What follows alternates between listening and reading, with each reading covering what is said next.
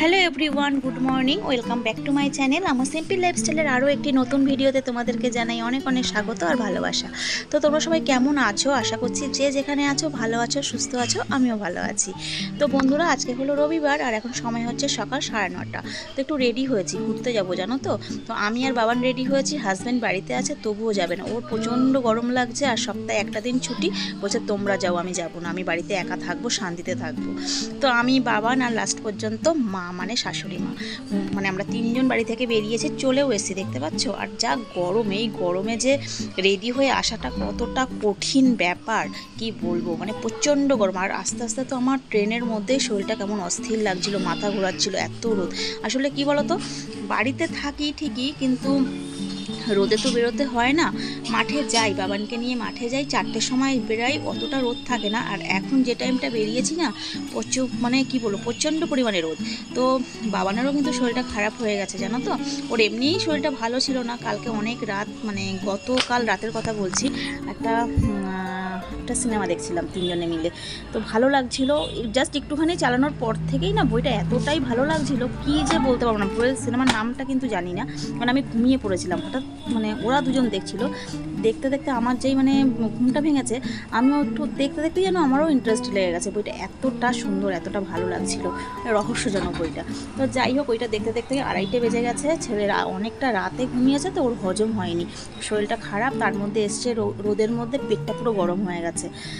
তো এই দেখো, এখানে এসেই কিন্তু সঙ্গে কিন্তু ছোটো ননদ এসছে। আসলে ওরই আসার কথা, কারণ ওর আমাদের স্কুল খুলে গেছে, ওর ছেলেরা এখন স্কুল খোলেনি, ওর মনে হয় 16 না 17 তারিখ থেকে স্কুল খুলবে। যেহেতু ও আমাদের ঠিক বাড়ির পাশে না, মানে বাড়ির কাছাকাছিই থাকে, ও এসে বেশি থাকে না বাপের বাড়িতে। যাওয়ার জায়গা বলতে এই যে একবেলার জন্য আসবে আমাদের বাড়িতে, ওর বাপের বাড়ির কথা বলছি, মানে আমাদের বাড়ির কথা বলছি, গেলেও একবেলার জন্য, সকালে যাই বিকেলে চলে আসে। আর এখানেও তাই আমরা এসেছি, সকালে এসেছি বিকেলে চলে যাব। তো এসেই দেখতে পাচ্ছ রান্নাঘরে ঢুকে গেছে, তোমাদেরকে দেখালাম। আর যেহেতু আমার শরীরটা খারাপ, ওই জন্য আমি আর আজকে ঢুকলাম না। আর এদিকে দেখো, জিজু নিয়ে এসছে আমাদের জন্য সকালের টিফিন। এখন কিন্তু 11টা বাজে, যেহেতু আমরা আসতে লেট করে ফেলেছি। তো যাই হোক, এখন 11টার সময় এই যে দিদি দিচ্ছে, এগুলো কি ডালপুরি, হ্যাঁ ডালপুরি, আর হলো তোমার সোয়াবিন দিয়ে আলু দিয়ে একটা তরকারি। বেশ তরকারিটা কিন্তু খুব সুন্দর হয়েছে, খুব মানে টেস্টি লাগলো খেতে। তো যাই হোক, আর মা এদিকে কেটে দিচ্ছে পটল, কারণ আজকের আইটেমে অনেক কিছু আছে দেখলাম আর কি। আর মানে আমাদের খাওয়া দাওয়া কিন্তু কমপ্লিট হয়ে গেছে, তোমাদেরকে দেখালাম। আর এই যে বললাম না, ছেলের শরীরটা ভালো না, ও কিন্তু শুয়ে শুয়েই কাটাচ্ছে, ওর একটুও শরীরে কিন্তু জুত নেই যে উঠে ওদের সাথে খেলবে, মানে ঘোরাপাড়ি করবে। এই তিনটে যদি এক জায়গায় থাকে, কার বাবার সাধ্য আছে এখানে বসে থাকার, মানে এতটাই উৎপাত করে। এই যে ছোটোটা সব থেকে বদমাশ এইটা, এই দেখো।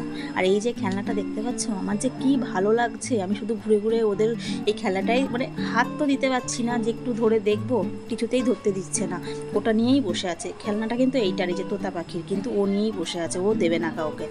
আর মাঝখানে তো একটা কাজ করেছিল, আর একটা মানে 3টে হাঁস ছিল, তো একটা হাঁস কিন্তু হারিয়ে ফেলেছে, লাস্টে খুঁজে খুঁজে বার করলাম। আর এটা কান্নাকাটি শুরু করে দিয়েছে, ওটা ওর মানে নতুন ওকে এনে দিয়েছে, কেউ একজন দিয়েছে, ওকে গিফট করেছে। তো যেহেতু নতুন জিনিস হারিয়ে ফেলে তো কষ্ট হবেই, তো খুঁজে টুজে দিলাম, একটু কান্নাকাটি থামালো।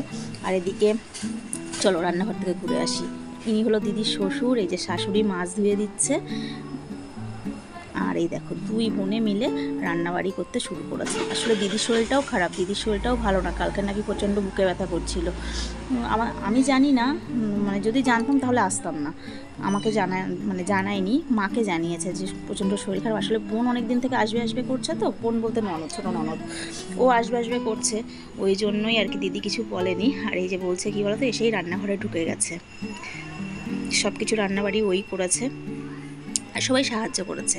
আর এবার এসে আমি কিন্তু কোনো কাজে হাত দিইনি, মানে আমার ইচ্ছাই করছে না, এতটাই শরীরটা খারাপ লাগছে যে ওই রোদ থেকে এসে আবার রান্নাঘরে ঢুকবো, এইটুকু সাহস আমার আর দিল না, মানে কিছুতেই আমার ভালো লাগছে না, এতটাই শরীর অস্থির লাগছে। শুধু বসে বসে এবার খেয়েছি। তো চলো দিদি কী কী রান্না করলো আমাদের জন্য সেটা দেখাই। আর এখন কিন্তু দুপুরবেলার খাওয়া দাওয়ার মানে এই যে দেখতেই পাচ্ছ ভাত টাত বাড়ছে, বাচ্চাদেরকে খাওয়াচ্ছে ছোটো ননদ। আমার ছেলেটা তো দুপুরবেলা সারা দুপুর কিচ্ছু খেলো না, শুধু ওই এসে একটু পরোটা খেয়েছে, ওই খেয়েই রইলো, কিছুতেই ওকে খাওয়ানো গেল না। তারপরে আমিও কিছু, ও খেলো না বলে আমি আমাকে দিয়ে দাও, কারণ আমাদের বাড়িতে আবার 1টা-1:30টার মধ্যে খাওয়া দাওয়া কমপ্লিট হয়ে যায়, তো এখানে আবার দিদিদের বাড়িতে একটু লেট হয়, তো বললো তোরা খেয়ে নে, নাহলে আরও শরীর খারাপ করবে। তো অনেক কিছু করেছে দেখতেই পাচ্ছ, ডাল ভাজা, আলু কাঁকরোল ভাজা, মাছ ভাজা, মাংস, আর ওদিকে করেছে কী যেন চাল পটল, তো অনেক কিছুই করেছে। আর এই যে ছোটো ননদ হলো খাইয়ে দিচ্ছে, ছোটোটাকে খাওয়াচ্ছে। তারপরে যে তোতা পাখি বায়না ধরেছে আজকে আমি মিমিমার হাতে খাবো, ও আবার মাসিকে মিমিমা ডাকে, তো ওর হাতে খাবে, ওই জন্য বসে আছে। দিদির কোনো কাজ নেই এখন, ভাত টাত বেড়ে দিদি আমার সাথে গল্পই করছে।